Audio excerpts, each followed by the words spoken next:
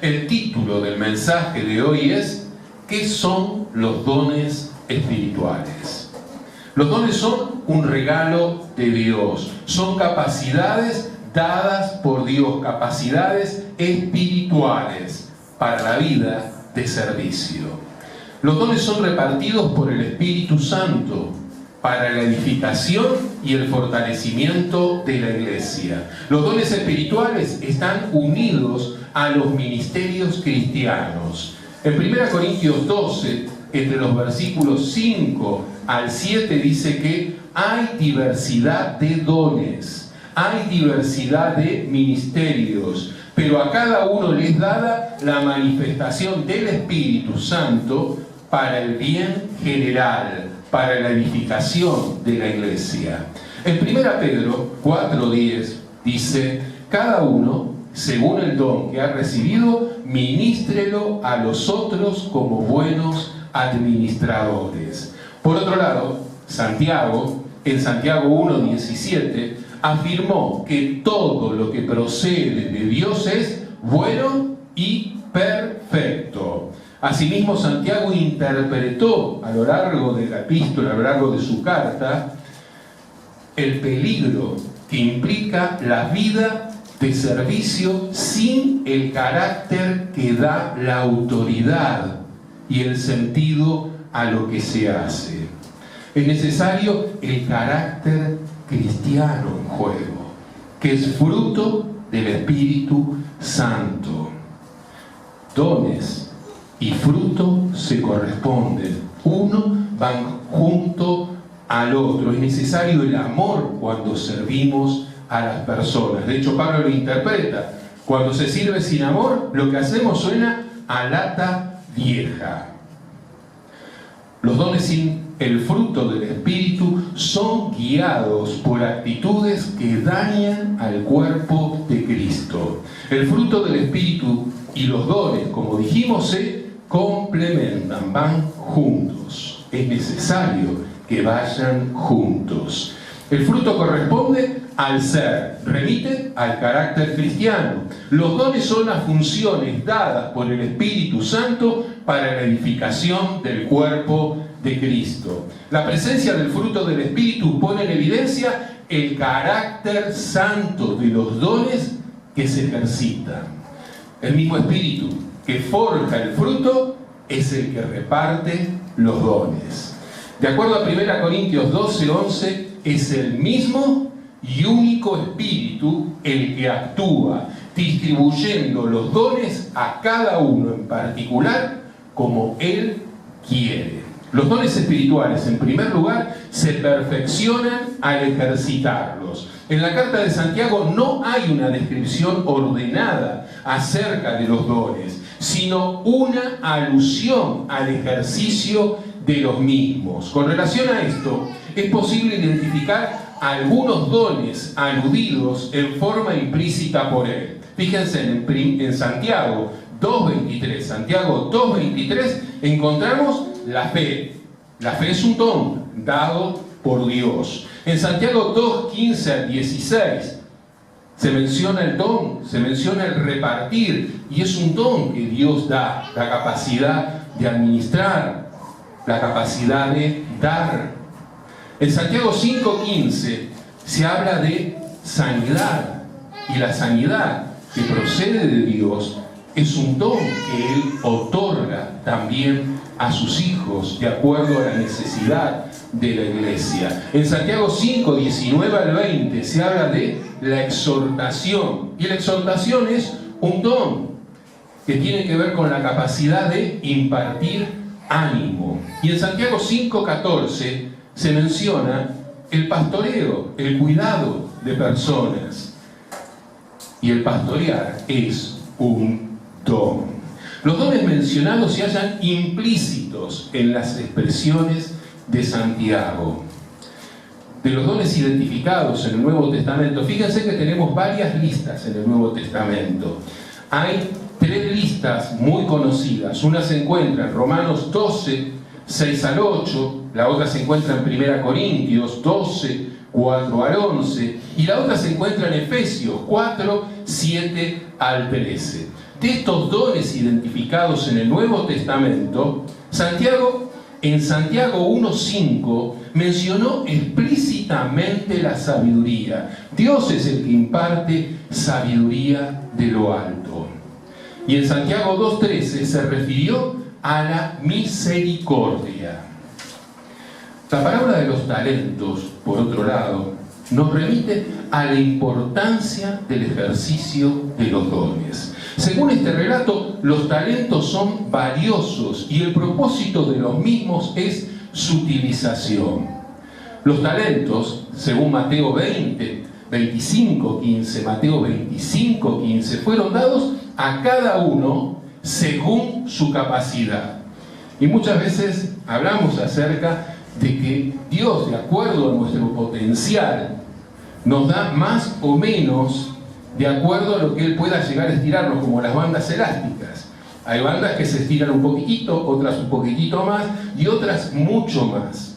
Y Dios, de acuerdo a lo que nosotros podemos llegar a rendir, nos da dones y nos da la capacidad de ejercitarlos de una manera más intensa que otros. En función de esto, el Señor va a desafiar a sus hijos a dar todo su potencial. Algunos un poquitito, a otros un poco más y otros mucho más, por sus capacidades particulares.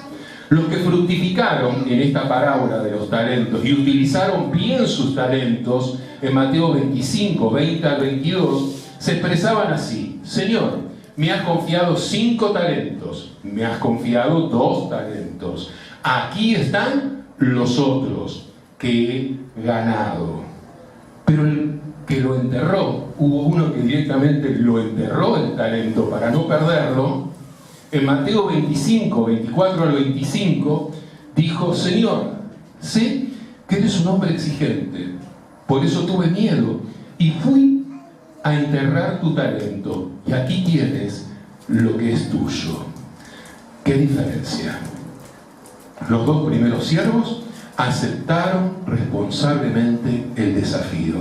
El que recibió 2, retornó 2. El que recibió 5, retornó otros 5. Los hizo producir.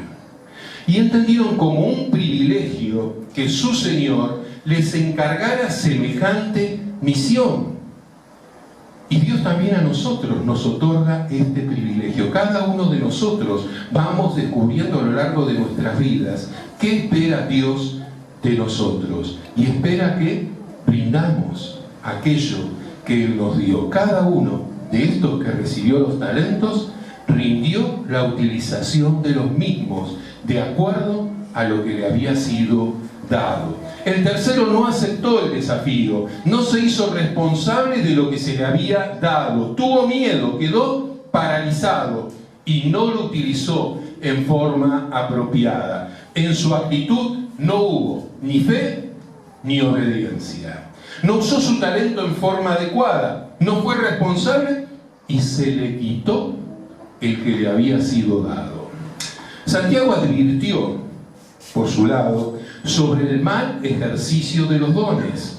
En Santiago 3, 14 al 15, denunció la falta de sabiduría de lo alto.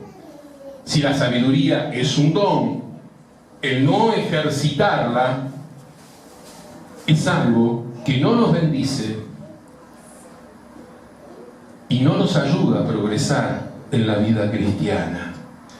En Santiago 1:5 dice claramente que Dios da sabiduría como abundantemente y sin reproche. ¿A quién? A quien se la pide, a quien está dispuesto a orar y pedirla y abrir su corazón para ejercitarla.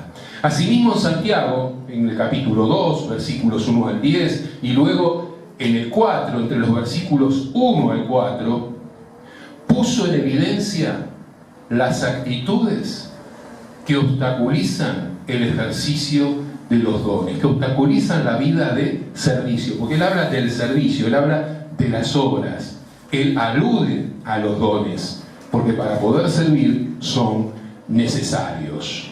Las actitudes discriminatorias, por ejemplo, entre ricos y pobres, de esto habla Santiago.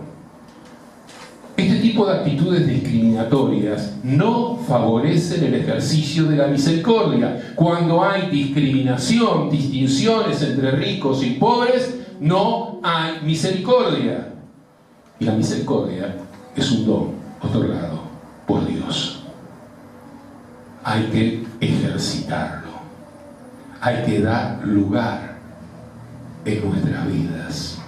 Y los bajos deseos no dan indicio de discernimiento, de capacidad de distinguir entre lo bueno y lo malo, ni favorecen la ayuda al prójimo. El apóstol Pablo reflexionó sobre la relación estrecha entre el fruto del Espíritu y los dones espirituales. Con relación a esto, Pablo denunció la conducta de los hermanos de Corinto. Hay que leer la carta de Corinto. Y es interesante ver cómo Pablo habla acerca de esta iglesia. Él planteó que la expresión de los dones sin amor no tenía valor alguno ante Dios, no tenía valor alguno ante Dios. El amor, para expresarse en plenitud, se asocia a las otras características del fruto del Espíritu y promueve el servicio, porque cuando hay amor hay paciencia, cuando hay paciencia hay gozo, cuando el fruto actúa y dominio propio, hay benignidad, bondad, está presente todas las características del fruto del Espíritu en nosotros. De acuerdo a 1 Corintios 13, 4 al 7, el amor es paciente, es servicial, no se irrita, no se alegra de la injusticia, sino que se regocija de la verdad. Todo lo cree, todo lo espera, todo lo soporta. Aunque el énfasis en este punto es el amor, es evidente que las demás características del fruto del Espíritu son necesarias para afrontar las diversas pruebas, para llevar adelante también la vida de servicio, para no alegrarse de la injusticia, para saber esperar y para ser servicial. Por otro lado, los dones espirituales, en segundo lugar, se perfeccionan a través del compañerismo con Cristo. Al leer la carta de Santiago sobresalen las exhortaciones a orar. La oración es mucho más que un ritual, es mucho más que una práctica repetitiva. Una experiencia genuina de oración se caracteriza por la obediencia a las enseñanzas dadas por Dios a lo largo de toda la Biblia. El fruto del Espíritu se hace evidente en la vida cotidiana de aquel que ora, por lo cual la sujeción a Dios y sus enseñanzas se hacen evidentes en aquel que ora en forma apropiada. No como un mero ritual, no porque hay que hacerlo, no por obligación. La oración es un momento de comunión íntima con Dios. A través de la oración, los hijos de Dios nos ponemos en sintonía con Él. Podemos captar su onda, podemos captar su voluntad y nos disponemos a hacerla a la luz de las enseñanzas de la palabra. La oración es la línea directa con Dios, es la forma más adecuada de comunicarse con Él. Cuando hace falta un don para ministrar mejor, como cuerpo de Cristo, es necesario pedírselo a Dios. Él lo otorgará de acuerdo a su gracia y a sus propósitos. En este sentido, Santiago anima a orar según la necesidad. La oración en Santiago está asociada al ejercicio de los dones, está asociada a la vida de servicio. Por ejemplo, cuando hace falta, en Santiago 1:5, cuando hace falta sabiduría hay que pedirla. El apóstol Pablo es un ejemplo de oración. Santiago es un ejemplo de oración. Ellos intercedieron por la iglesia. Oró muy específicamente, en el caso de Pablo, por la iglesia de Corinto, entre los cuales hubo manifestación de diversos dones. Los dones en Corinto no escaseaban, pero según las expresiones de Pablo, se estaban usando mal. Por lo tanto, de acuerdo a 1 Corintios 1, 10 al 13, no se asumía la actitud adecuada. Nosotros leemos la carta de Corinto y vemos que los hermanos no asumían la actitud adecuada frente a Dios. Del mismo modo Santiago, en Santiago 4, 2 al 3, alentó a orar haciendo a un lado los propios intereses. De acuerdo a Santiago 3, 13 al 18, Santiago 3, 13 al 18, la sabiduría de lo alto es pacífica, amable, pura, que da fruto de justicia y paz. Es notorio el contraste de la sabiduría de lo alto con la sabiduría terrenal y diabólica, porque hay dos tipos básicamente de sabiduría: la que procede de Dios y la que es propia de este mundo. De acuerdo a Santiago 3, 14 al 15, Santiago 3, 14 al 15, la sabiduría terrenal da lugar a los celos, la arrogancia, la ambición y las mentiras. Santiago denunció los problemas de relación más comunes dentro de la sociedad, problemas que también hallaban su espacio entre los que decían profesar la misma fe. Estos problemas continúan vigentes en nuestros días: guerras, conflictos, codicia, homicidio y búsqueda del propio placer. Lo interesante en Santiago 4, 2 al 3, es que Santiago liga esto a la oración mal orientada o a la pereza espiritual, caracterizada por la falta de oración. Santiago se dirigía a una iglesia donde cada uno miraba por lo suyo propio y buscaba satisfacer sus propias necesidades. Cuesta creer que todavía hoy, dentro de algunas iglesias, haya personas que solo miran por lo suyo y no toman conciencia de la necesidad de otros, de ejercitarse en el servicio en forma normal, natural, en aquello que se tiene a la mano para hacer. La oración es un poderoso recurso espiritual. Pablo afirmó que la lucha del cristiano es espiritual. En 2 Corintios 10, 3 al 5 dijo: aunque vivimos en la carne, no combatimos con medios carnales. Las armas de nuestro combate no son carnales, pero por la fuerza de Dios son suficientemente poderosas para derribar fortalezas. Por eso sometemos toda inteligencia humana para que obedezca a Cristo. A través del ejercicio de los recursos espirituales, como el fruto del Espíritu y los dones, se pone lo mejor de cada uno para favorecer la madurez del cuerpo de Cristo. Unos a otros nos bendecimos en el servicio que desarrollamos a lo largo de cada día. El propósito de los dones es la edificación de la iglesia. En Efesios 4, 12 al 16 dice: así organizó a los santos, a la iglesia, para la obra del ministerio, para la edificación del cuerpo de Cristo, hasta que todos lleguemos a la unidad de la fe. Así dejaremos de ser niños fluctuantes, sacudidos por las olas y arrastrados por el viento por cualquier doctrina, a merced de la malicia de los hombres y de su astucia para enseñar el error.